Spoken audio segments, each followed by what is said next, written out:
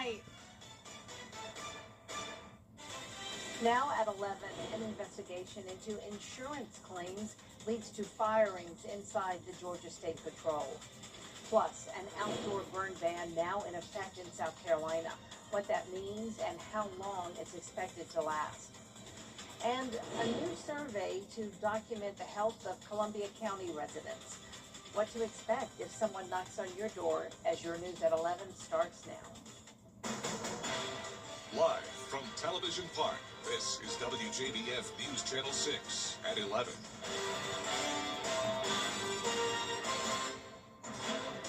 Good evening, everyone. I'm Jenny Montgomery. Thank you for joining us. Coverage you can count on begins with 4 Georgia State troopers out of a job after an internal investigation uncovered an alleged scheme to profit from performing pit maneuvers. Brooke Butler reports. In January 2026, the Georgia Department of Public Safety launched an investigation after a supervisor reported hearing state troopers joke about getting a check from pit maneuvers. According to the findings, troopers from the Nighthawk South Unit, which primarily focuses enforcement efforts in Chatham and Bullock counties, would pull crash reports from pursuits where they perform pit maneuvers, then send those reports to a private attorney. That attorney would file demand letters to insurance companies, claiming the troopers suffered injuries like soreness, stress, and anxiety. Investigators say in many cases there were no medical records and the supposed injuries were never reported to supervisors. Insurance companies often settled quickly, paying $25,000, the state minimum coverage. The Internal Affairs Investigation Report identifies 4 Georgia State Patrol troopers at the center of the investigation: Hunter Waters, Tyler Bird, Isaiah Francois, and Sergeant Joseph Curley. Investigators say Waters originated the scheme. Bird told investigators it was a way to supplement his salary. Francois, according to records, filed a claim despite not seeking medical treatment. And Curley, a supervisor who WJCL 22 News interviewed back in 2023, investigators found knew about the practice, failed to stop it, and even attempted to file a claim himself. Investigators found the actions violated multiple department policies, including profiting from official duties. In a closing memo dated April 2nd, all 4 were dismissed from their jobs with Georgia State Patrol. The final finding: misconduct and conduct reflecting discredit on the department. As of today, South Carolina is under a statewide burn ban because of dry conditions. So far this year, there have been 2 large wildfires in our South Carolina viewing area: the Woodlawn Fire and the Sunnybrook Drive Fire. We haven't had any measurable rain since March, and so far in April, we've only had a trace amount. The moderate drought conditions we're under, coupled with the massive amount of fuel left behind by Hurricane Helene, is concerning. We've put some time between us and Helene now, so all of the damage from that is still in areas that you can't see, is getting age on it, has continued to dry out. It continues to be a problem. The Palmetto State's burn ban is in effect until further notice. You can find more in-depth information, including what is and isn't allowed under the burn ban, on our website, WJBF.com. It is time now for a first check of the weather with our chief meteorologist, Jenna Petracci. Well, Jenny, it's a nice Friday night as we start out with our Terry Lambert Hyundai Skyview cam looking at Bobby Jones Expressway. Very quiet weather this evening. And today's almanac shows that we came just 1 degree shy of tying a record high. We made it to 92 today, and the record is 93, set way back in 1896, which really just goes to show how unusual the 90s are this time of the year. Currently, we're sitting in the 70s still in several spots, like McCormick at 70, Allendale at 73, Aiken at 65, and Augusta, our coolest spot, at 64, 72 in Edgefield, 70 in Lincolnton. Winds are now coming out of the south, but they're very light, only up to around 3 miles per hour. And tomorrow morning, we're expected to have calm winds with temperatures dropping into the upper 50s. Now, looking ahead, plenty of sunshine to start our weekend, and it will be the hottest day of the week with a high of 93. Then finally, at least a slight chance of rain on Sunday, and I'll time it out in your future cast coming up. But back to you, Jenny. All right, Jenna, thanks. A second arrest has been made in the death of a 4-year-old child. Linda Rose has been taken into custody and charged with second-degree murder in connection to the death of Naomi Rose. Colin Aber was charged last week in the death of the child, who suffered from blunt force trauma from the use of hands and other objects. Linda Rose was Naomi's aunt and caregiver. A suspect is in custody in a Barnwell County murder. Justin Satterwhite is charged with murder, attempted murder, and shooting into an occupied vehicle. It happened April 12th near Snelling. Investigators said they found a man with a gunshot wound. He was taken to the hospital where he was pronounced dead. An update on the measles outbreak in South. Former Richmond County Sheriff Richard Roundtree was laid to rest today. A funeral service was held this morning at Good Shepherd Baptist Church in Augusta. Roundtree died April 11th at the age of 57. He made history as the first African-American sheriff in Richmond County, a position he held for more than a decade. Roundtree is survived by his 3 children, his father, and a brother. Talks are going on and will go on over the weekend. We'll have a hot start to the weekend with record highs possible. Then as we go into Sunday, big changes coming our way. I'll have all the details when we return. This show is wonderful. The Live 5/6 Skyview Network, sponsored by Terry Lambert Hyundai. The Live 5/6 Skyview Network, sponsored by Terry Lambert Hyundai. Now, your most accurate forecast with WJBF Live 5/6. Welcome back. I hope you had a fantastic Friday. Here's a live look in on our Terry Lambert Hyundai Skyview cam in Thompson. A nice dry night tonight. We don't have much going on. Of course, it's been dry over the past couple of weeks, and that trend continues.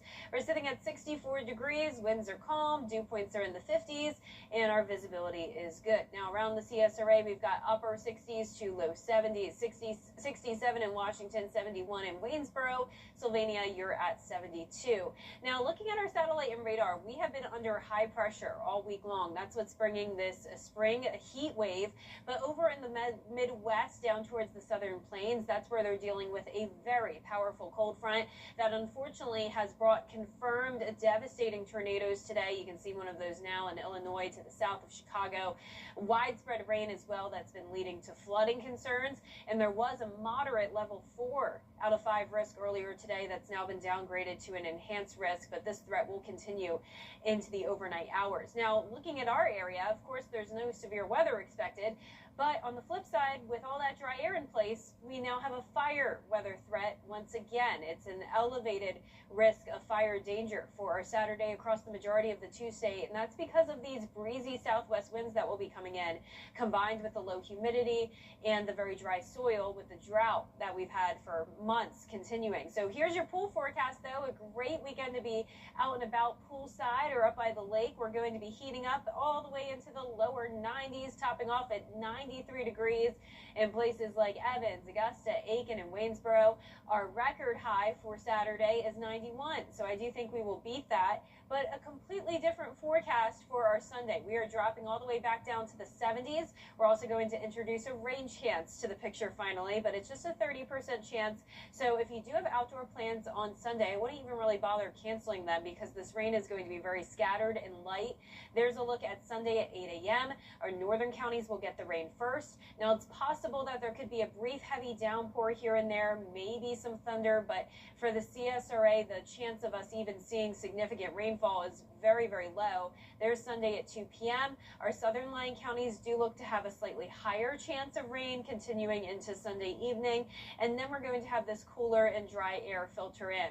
So most places will only get a trace amount of rainfall on Sunday, at the very most a 1/10 of an inch, so this really won't even put a dent in the drought, unfortunately.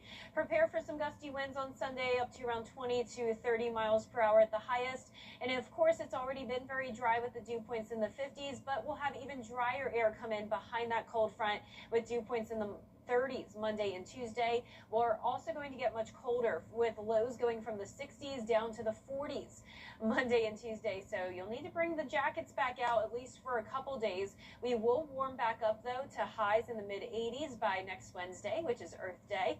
Then as we go into the following weekend, it will stay warm and we will also have some higher rain chances finally, and that chance of rain will continue into the end of the month.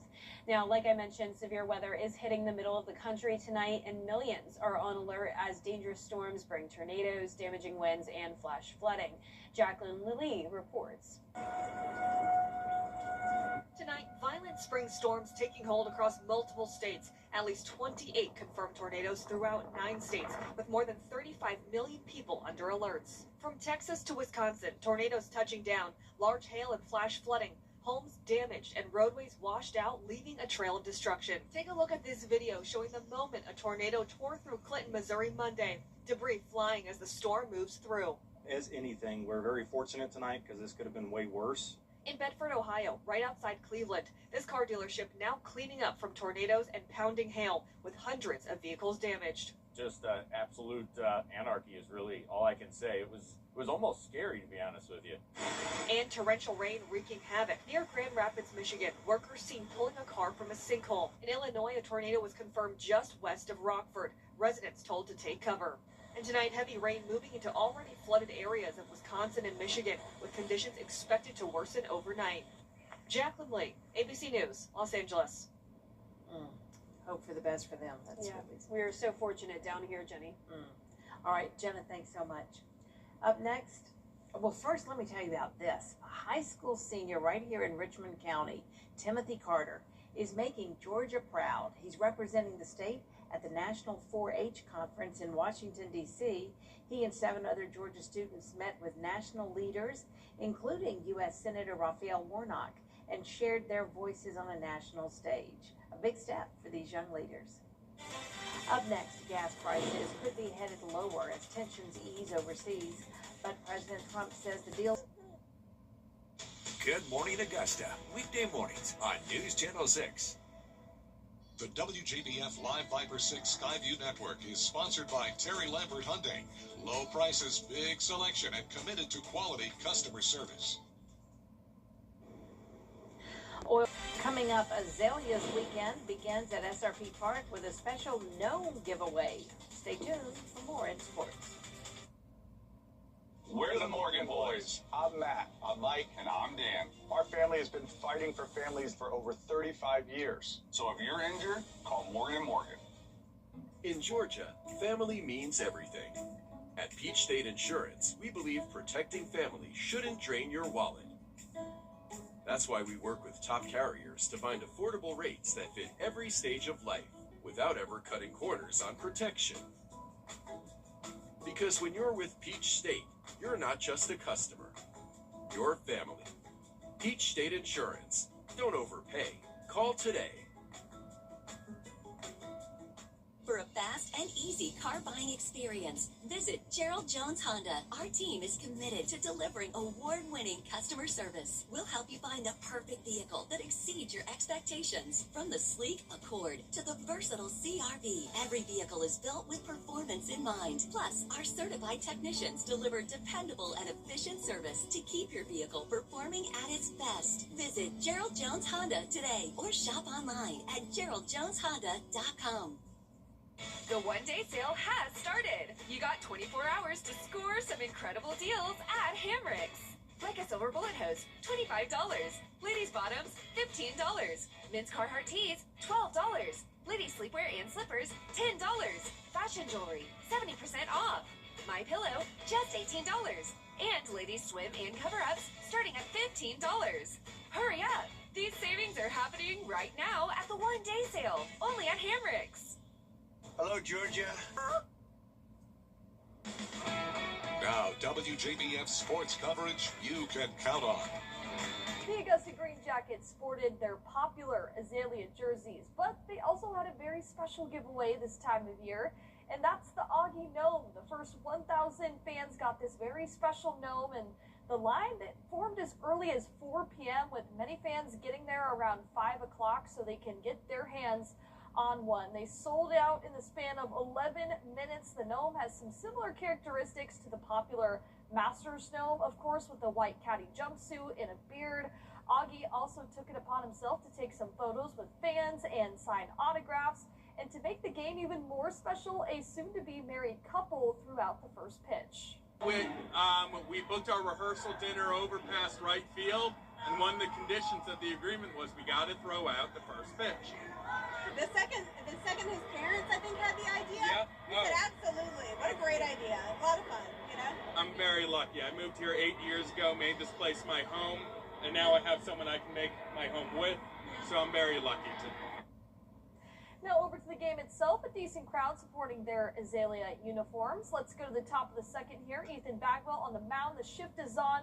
Ground ball right up the middle. They execute a nice double play ball here. Augusta trying to get something going on offense, but the team, well, they didn't really have much of an answer. They had a combined 19 strikeouts. Fayetteville's Gabel Pentecost had 8 of those. Kevin Alvarez now shoots one opposite field, goes all the way to the warning track in left field for a stand-up double.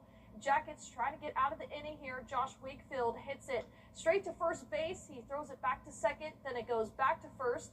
They think he's out, but the ump calls him safe, so 1 run comes in to score to make it 2-0. The Green Jackets fall 7-2. They're back in action, though, on Saturday.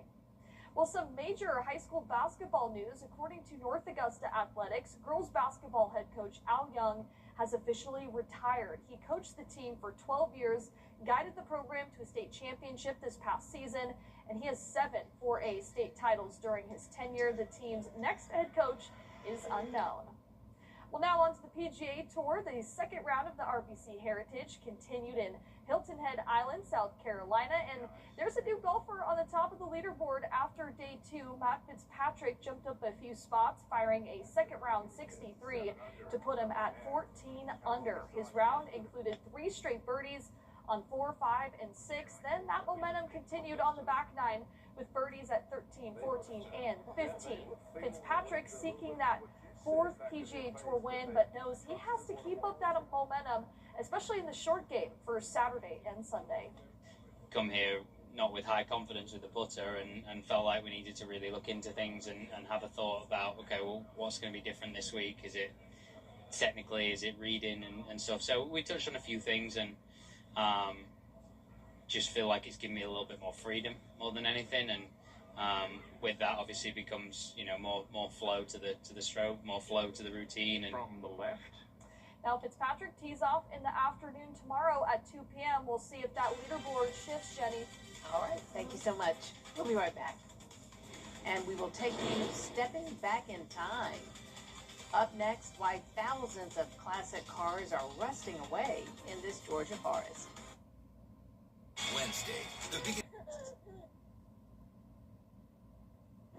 Here's one more look at our 10-day forecast. A hot Saturday, 93 degrees, but then cooling down on Sunday back to the 70s. Well, a 30% chance of some light rain showers, and then we're back to sunny and dry weather early next week. We'll have some chilly mornings in the 40s, but we warm right back up. We're at 84 next Wednesday, 88 next Saturday, and then we'll have some higher rain chances the following weekend. Finally tonight, gearheads need to put it on their bucket list. Old Car City in Bartow County, Georgia, has more than 4,400 classic American-made cars on display. And get this, they're nestled in a forest. The vehicles are spread out across 32 acres. The owners claim it's the largest and oldest car junkyard in the world. Among the vehicles, the last car Elvis Presley bought in 1977. People from all over the world visit this junkyard museum. Admission is $30. That's all the time we have for now. Thank you so much for watching. I hope you have a great weekend. Sean Cabbage Dog and Sherry Sheila will be here at 7 a.m. Good night.